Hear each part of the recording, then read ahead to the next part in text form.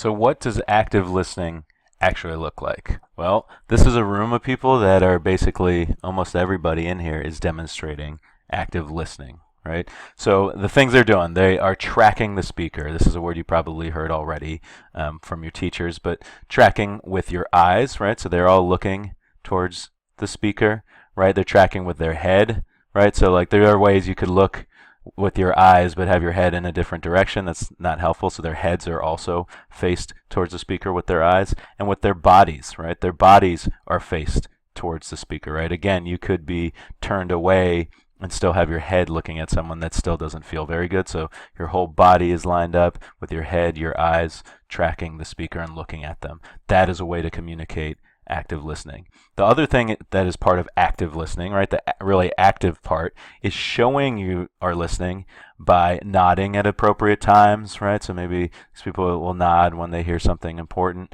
If you're in a one-on-one conversation, you might rephrase. So you'd be like, oh, so I hear you saying blah, blah, blah, right? Or, oh, that's interesting when you say but whatever, right? Like you're telling the person what you're hearing from them so they can know if you're listening. And if you misheard, then they can correct you, and then you have a conversation, right? And then asking relevant follow-up questions, raising your hand, participating, asking questions that are relevant to what's going on, being curious, engaging in the conversation. These are all different ways to engage in active listening and show somebody else that you're listening, right? If you look through this crowd again, it's hard to tell if they're nodding or rephrasing, right, or asking questions. At this point, clearly they're all listening because no one's raising their hand or trying to answer a question. But again, almost all of them are demonstrating active listening through their body language, their heads, their eyes, their bodies faced towards the speaker. A couple exceptions. You see this guy over here, right? He's slouched, right?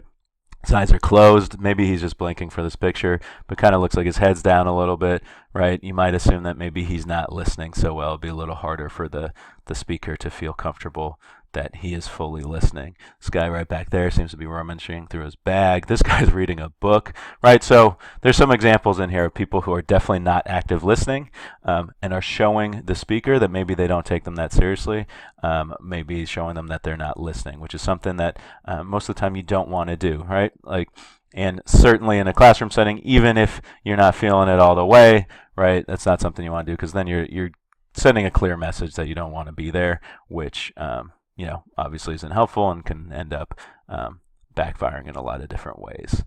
So next step is you all are going to fill out your active listening cheat sheet to kind of make note of some of these things and draw a little picture for yourself of what it could look like to remind yourself, and then you're going to get to practice it going forward because we want to make sure that this is a habit you get into. Being able to actively listen is a really important starting habit to listen to understand with other people, to really get what they're talking about and making sure you're engaging and making people feel comfortable with you. So let's get to it.